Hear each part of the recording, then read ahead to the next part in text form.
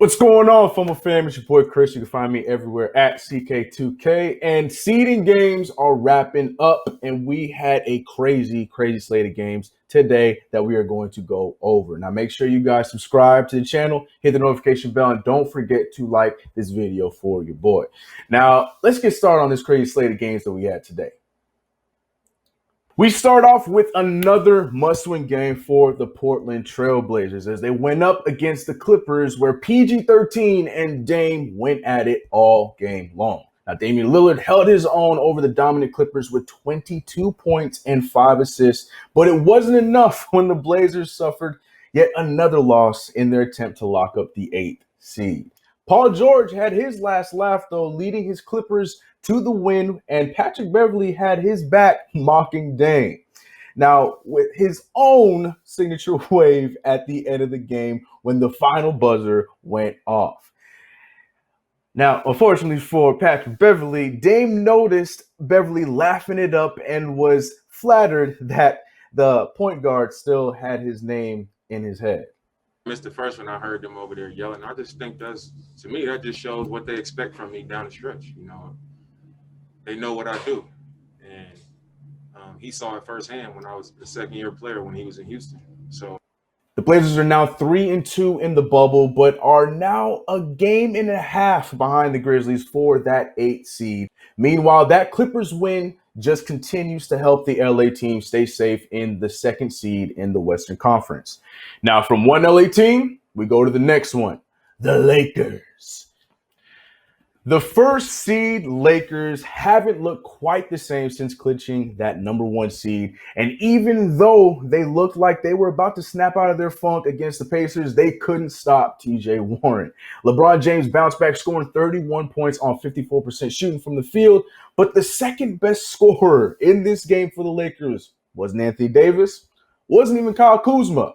It was Quinn Cook, coming off the bench with 21 points on an efficient 8 for 14 shooting. Unfortunately, they needed more from the rest of the squad, while the three-headed monster Indiana came to play on both sides of the court with 22 points and 7 rebounds from. Next up are the red-hot Phoenix Suns that went up against the Miami Heat. And no, I did not say that in the wrong order, because the Suns are the best team in the bubble right now, and the Heat went into this game without Jimmy Butler, and they still managed to put up a good fight. For the majority of the game, the score stayed really close, while Tyler Hero was going bucket for bucket with Devin Booker, and he ultimately finished the game with 25 points, shooting a great 63% from the field. Duncan Robinson joined in with 25 of his own, while Bam Adebayo added 18 points with 9 rebounds. But it wasn't enough for the Suns, though, after winning the game 119-112 behind a balanced attack by Monty Williams' Suns. Devin Booker did what he does best by dropping 35 points, and off the bench, Javon Carter poured in a very useful 20 points with some clutch buckets at the end of the game. Now, though they might be surprising many after winning their 5th game in a row, this is starting to become regular for the Suns while they continue to climb the standings in their hunt for that oh-so-wanted 8th seed and for a playoff berth. Now, we ended the night with an overtime thriller in the bubble with a showdown between the Bucks and the Mavericks, and Luka Doncic came to play. The 7th seed Mavs haven't been able to close many games so far in the bubble, but tonight wasn't one of those nights when they managed to defeat the league's best team, the Milwaukee Bucks. It wasn't an easy win, though. While the Bucks looked like they were set to take the game throughout the entire game, Brook Lopez and Giannis both dropped 34 apiece, and the team was coasting like they would walk away with another win, but not if you ask Luka Doncic. Luka has been dropping 2K numbers in the bubble, and he added to that against the Bucks with a stat sheet of 34 points, 14 rebounds, and 19 assists. Yes, that was real. The Mavs were down 7 at the end of the 4th, but after a surge by the Bucks, they managed to push the game into overtime. And once they got the extra time, Luka sealed the deal with plays that looked a lot like this one.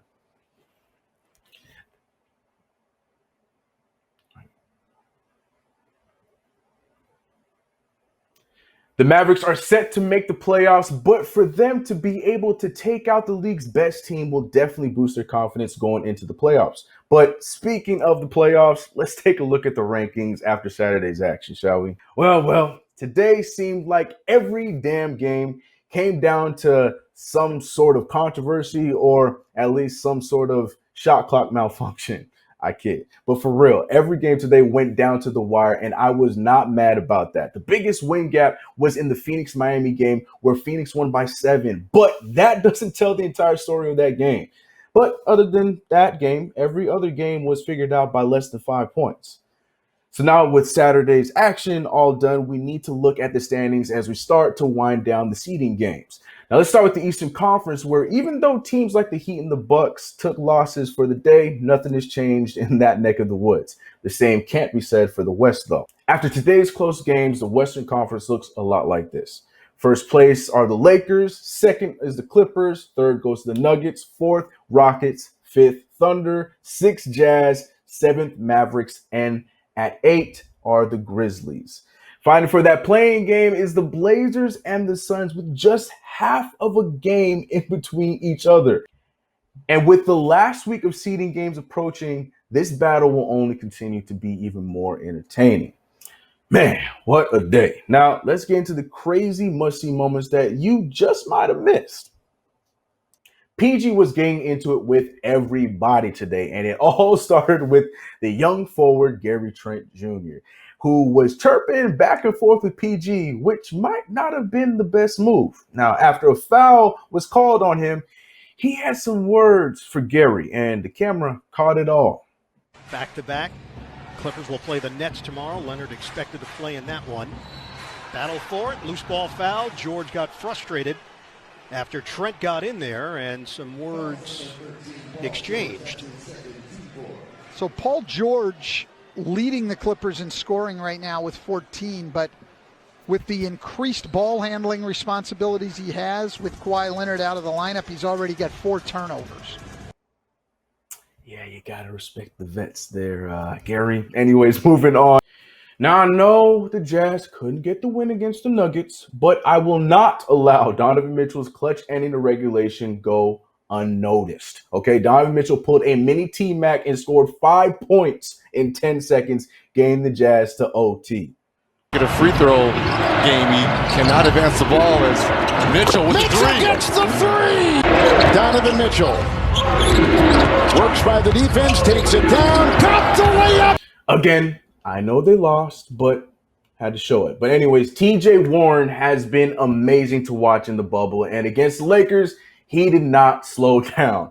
With not much time left on the clock, Warren made sure to ice the Lakers with this 3 over AD. Very important here. Warren peeks at the clock. Warren lets it fly. Yes! TJ Warren! Crazy moments in the league on Saturday, but now let's see what was going on in social media. Starting with Kawhi Leonard, who didn't play in the crazy back and forth against the Blazers, but he was looking crazy enough on the sidelines with this very weird mask. Yeah, see, I don't know if that is connected to his circuit board or what, but this mask was too damn extra. Anyways, so I showed you guys earlier what Dame had to say about PG and Patrick Beverley following his missed free throws in their heated game. Dame reminded the world he sent both Clipper players home already by saying this. I sent Patrick Beverley home before. Paul George just got sent home by me last year in the playoffs. Boom. Got him. Well, it didn't end there because PG was in the comments to that same IG post saying this. And you getting sent home this year. Respect with the pound emoji and the laugh emoji in there as well. The two continue to go back and forth from there, which only shows there is still no love between the two hoopers. This leads me to the next one. This Twitter user is calling it like it is, and I think I gotta agree with them. Pierce Simpson tweeted, "You can tell Dame Lillard ain't friends with NBA players. They just his co-workers. You can't tell me that's not true. Dame got about 14 homies, and they all in Portland." Anyways, back to my boy TJ Warren, who has been on another level. So much so, he got one of the best memes in the bubble right now. And it all starts with this regular photo of TJ Warren. Now, what happens if we press the bubble button on your keyboard? We get TJ Warren's true form. And what's great is I can just simply call him TJ.